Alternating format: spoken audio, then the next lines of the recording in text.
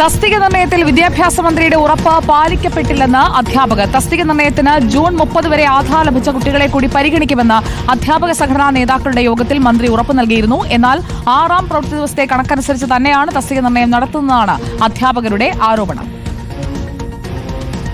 July 5-ാം തീയതി വിദ്യാഭ്യാസ വകുപ്പ് മന്ത്രി സെക്രട്ടേറിയറ്റ് ഹാളിൽ വിളിച്ചു ചേർത്ത അധ്യാപക സംഘടനാ നേതാക്കന്മാരുടെ മീറ്റിംഗിലെ ഒരു മുഖ്യ അജണ്ടയായിരുന്നു UID വിഷയം. 6-ാമത് പ്രവൃത്തി ദിനം വരെ ആധാർ കാർഡ് ലഭിച്ച കുട്ടികളെയാണ് തസ്തിക നിർണയത്തിന് പരിഗണിക്കുന്നത്. എന്നാൽ 6-ാം പ്രവൃത്തി ദിനം വരെ ആധാർ കാർഡ് ലഭിച്ച കുട്ടികളുടെ എണ്ണം മാത്രമേ തസ്തിക നിർണയത്തിന് പരിഗണിക്കൂ എന്നുള്ളതാണ് വ്യവസ്ഥ. ഈ വർഷത്തെ ഒരു പ്രത്യേകത, ആധാർ കാർഡിന് അപേക്ഷിച്ച് 2 മാസം കഴിഞ്ഞിട്ട് പോലും ആധാർ കാർഡ് ലഭിക്കാത്ത കുട്ടികളുണ്ട്.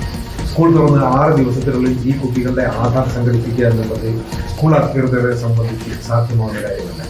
ഈ വിഷയം ശ്രദ്ധയിൽപ്പെടുത്തിയപ്പോൾ ജൂൺ 30-ാം തീയതി വരെ ആധാർ കാർഡ് ലഭിച്ച കുട്ടികളുടെ എണ്ണം പരിഗണിക്കുമെന്ന് വിദ്യാഭ്യാസ മന്ത്രി ഉറപ്പ് നൽകിയതാണ്. എന്നാൽ ഈ ഉറപ്പ് പാലിക്കാതെ ജൂലൈ 11-ന് പൊതുവിദ്യാഭ്യാസ ഡയറക്ടർ ഇറക്കിയ സർക്കുലറിന്റെ അടിസ്ഥാനത്തിൽ കാര്യങ്ങൾ നീങ്ങുകയാണ് ഇപ്പോൾ.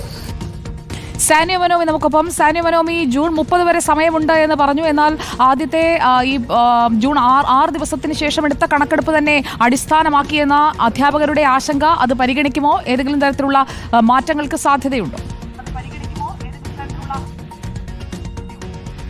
സുജയ, അത് പരിഗണിക്കുമോ എന്ന് ഈ നിമിഷം നമുക്ക് ഇപ്പോൾ പറയാൻ കഴിയില്ല. അത് മന്ത്രിയുടെ പരിഗണനയിലാണ് എന്നാണ് നമുക്ക് മനസ്സിലാക്കാനാകുന്നത്. ഏതായാലും ആധാർ കാർഡ് ഇല്ലാത്ത കുട്ടികൾക്ക് സൗജന്യ ഭക്ഷണവും പാഠപുസ്തകവും യൂണിഫോമും എല്ലാം അനുവദിക്കും. പക്ഷേ തസ്തിക നിർണയത്തിന് ഇവരെ പരിഗണിക്കുകയില്ല എന്നുള്ളതാണ് അധ്യാപകരെ സംബന്ധിച്ചിടത്തോളം വലിയ പ്രയാസമായിരിക്കുന്നത്. സ്കൂൾ തുറന്ന 6 ദിവസത്തിനുള്ളിൽ ആധാർ ലഭ്യമാക്കാൻ സ്കൂൾ അധികൃതർക്ക് പ്രത്യേകമായൊന്നും ഇതിൽ ചെയ്യാനില്ല എന്നാണ് അധ്യാപകർ പറയുന്നത്. 2 മാസം മുൻപേ ആധാറിന് അപേക്ഷിച്ചവർക്ക് പോലും യഥാസമയം ആധാർ കാർഡ് ലഭിച്ചിട്ടില്ല എന്നുള്ളതാണ്.